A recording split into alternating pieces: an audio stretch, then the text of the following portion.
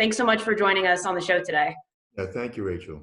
Of course. So we've kind of kept up a little bit with what the Avs have been up to, but it's been a little bit quiet with the AHL and what the Eagles have been doing. We know a lot of the Avs are at home overseas, but how are the players with the Eagles doing? Are they home? Are they still in Loveland? Are you keeping in touch with them? What's the 411?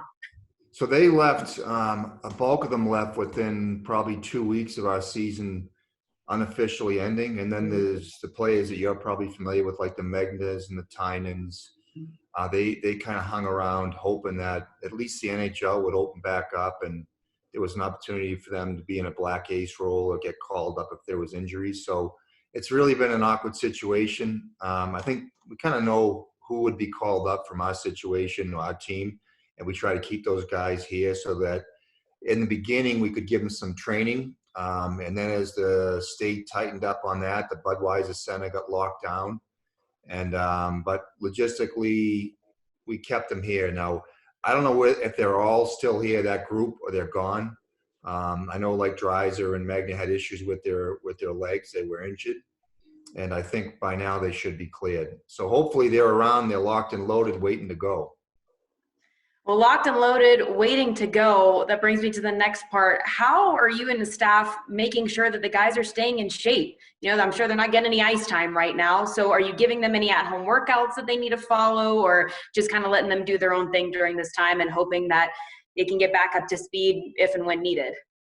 Well, Brent Woodside, our trainer, and Tim Martin, our strength coach, I think they've been working in concert with Casey on trying to give them programs that, you know, they're kind of remote-based programs they can use online, and so they can basically work out. Now, the hard part is everybody's aware of this. There's no gyms, right? So there's no public access to gyms. So when we found out the Budweiser Center was going to be closed, there was like a mad dash to our weight room at the Budweiser Center prior to the doors getting shut so the players could grab dumbbells and bars and benches and bring them home.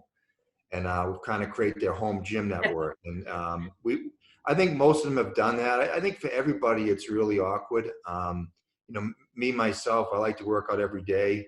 I was able to get some dumbbells to where I live up in Fort Collins, and fortunately I can go running. And I think the level of professionalism now and the presence of strength and conditioning in athletes now is so important that these guys very rarely will kind of fall off the wagon in terms of their diet and their strength and conditioning commitment. So, I mean, it's not the same as doing squats or getting in machines, but I trust these guys have done a good job and have stayed vigilant with their diets and their workouts.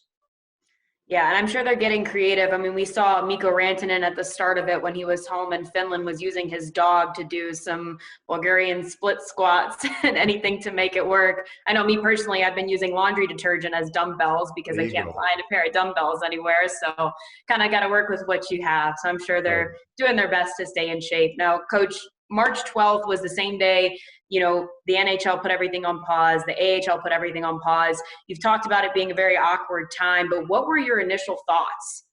Is it, you know, what the heck is going to happen? Or did you, I don't want to say take it lightly, but did you maybe think, oh, this will just be a couple weeks and we'll be back in no time? I'm just curious on everyone's initial thoughts of the situation and how that has changed over the weeks.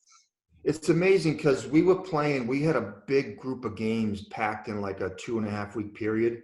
And like the Avalanche, we were like, I think, 2 points below Tucson, but we had a game in hand. Maybe we were 1 point behind them, but there was a bunch of teams stacked in that block. It was us, Stockton, and Tucson. Then the San Diegos and the Ontarios were kind of chasing us. So we had a big series against Texas on Tuesday, Wednesday, and we had lost the first one and we won the second one. And we were getting ready to go to Stockton, which had been a really big series on, I think it was a Saturday, Sunday, then a Tuesday in San Jose, before Tucson came in town.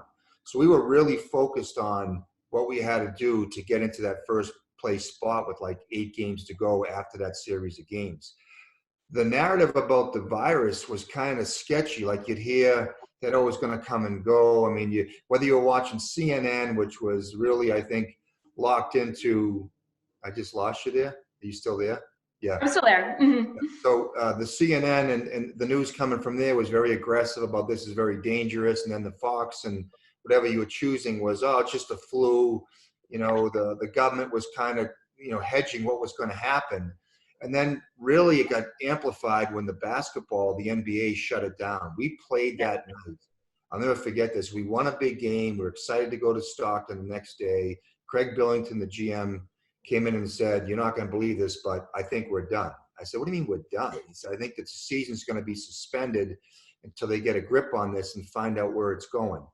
And we just felt it was going to be like a 2-week thing. I mean, that was the big thing. Let's just see where it goes in 2 weeks, and then we'll get back after it. And then as it went forward and the news spread out a little bit more aggressively, I got a sense after that 2 week that we're not coming back. And I think we're still, I mean, right now it looks like we're not coming back. There's still some hope that the NHL might come back, but it looks like we're going to be done. Right. So the NHL and the AHL are two of the few, hockey leagues who have yet to cancel anything, which is good news in a sense, because you want to hold on to some hope. And I know you probably don't want to speculate, but there's a lot of talk with the NHL and how we could still get the season up and running, start straight in the playoffs and whatever else. Is there any talk like that in the AHL, or is it better to just, for that league to put things on hold until the following season? Well, first of all, you got to go back to the business side of it. The AHL is a totally different model than the NHL. The revenue that we generate in the playoffs in the AHL is almost the exact opposite of the NHL, where you don't have the big crowds because the fans start to flock to baseball and the spring sports. It's almost like unusual to have, even when I was coaching the American League 20 years ago in Bridgeport, Connecticut, it was the same dynamic. It was very strange. You make the playoffs. Now in the NHL, that's a trigger for any sports fan to get engaged in the playoff atmosphere in the NHL arena. I mean, it's electric, it's magical, and all those things. But in the AHL, it's just a strange thing. I don't know why, but that the fan participation starts to bleed out in the springtime, and we're one of the few venues that actually fills it. I know San Diego does well as well in the arenas, but I think the business model in the AHL is not as attractive and productive to actually do a playoff series, if that makes any sense.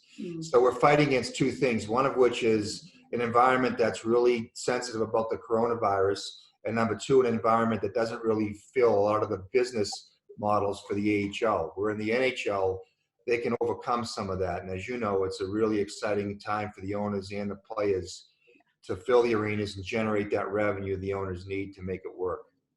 Yeah, good points there for sure. And you mentioned at the start of the interview that a couple of the players who have been helping out with the Avs over the course of the season have stayed in Loveland just in case.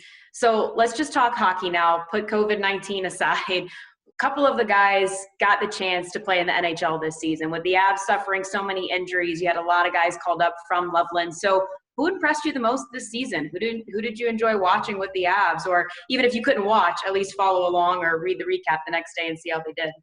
Well, if you go back, you roll it back a year ago, I think the guys that were really critical members of the team that were kind of like surprises were the Pavel Francouz, who came in and was, I mean, he exceeded what I thought he would do. I thought he would be a good backup and maybe go in there and pitch relief in like 20 games or something. But what he had to take on with the injuries was remarkable, and how he performed and responded was, to me, a real reflection of his character and his belief in himself.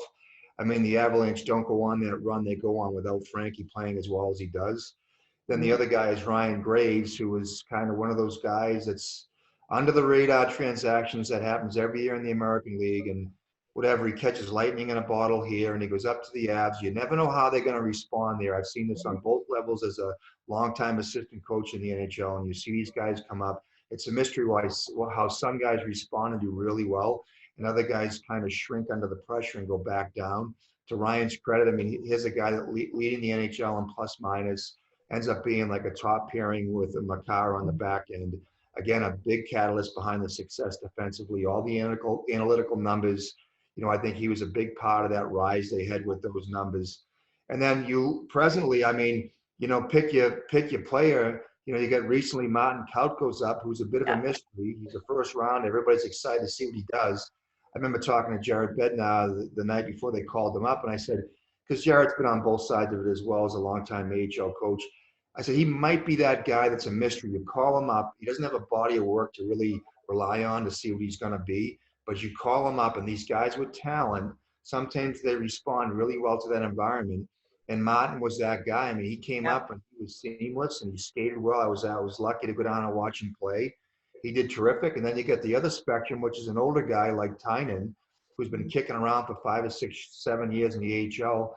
And he plays 13, 14 games. He didn't produce a lot of points, but I know Jarrett was impressed with his pace and his tenacity. So I think it's a huge win for the organization to be able to have the depth that we have, whether it's a signing like, CMAC and Villa make over the summer with a Tynan and with like a Graves, or a draft pick like Kaut. I think Bowers is going to be coming, Mhm.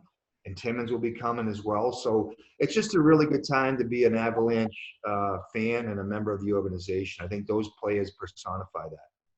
Oh, a really exciting time. And that's what hurts the most about this whole situation, Yeah. right? You know, you have all this momentum pushing you forward, even though you have so many injuries. It was okay because, like we just talked about, just head up the hockey highway, and there are plenty to choose from. You touched on Ryan Graves a little bit. That's still one of the greatest stories ever. I mean, the season he was having is unbelievable. And, you know, you've been coaching for a long time. What is it like, and how great is it to just have the AHL and the NHL team so close by? You know, not every team is that fortunate. No, in the East, like, so when I was started out in the American League in '03, back then, I mean, the AHL was all out in the East Coast. There was no teams west of the Mississippi. So that was very difficult for teams like Colorado. I think actually had teams in Hershey and Lowell when I was in Bridgeport. So you can imagine the distance travel logistically. And Mhm. now that they've branded it out, so the NHL team likes to have their AHL affiliate close by. Not only is it good logistically for the organizations in terms of cost management, but second of all, for the players to be able to go. I mean, how many times this year we had a morning skate and then, Martin hey, Cal too, right? He was back yeah, and forth, back and forth. yeah. So to be able to maximize the player development model in the American League and then be able to call guys up into the NHL is just a huge bonus. I know that when they went from San Antonio, which is a good flight, it's a 2-hour flight, to Loveland to have the relationship with the Eagles. They were really excited. I know, Joe, when they hired me, they just made that acquisition, so it was great for them. And I think the players that are here, it's a lot easier to really see that, to envision yourself playing in the NHL when you're only 45 miles up the road. Right. And to be able to do that, and then the message goes back and forth. Our guys like to watch them play. They come back. It just creates a lot more transparency between the two organizations. For sure. And hey, it's great for the fans too. I was there for the affiliation night.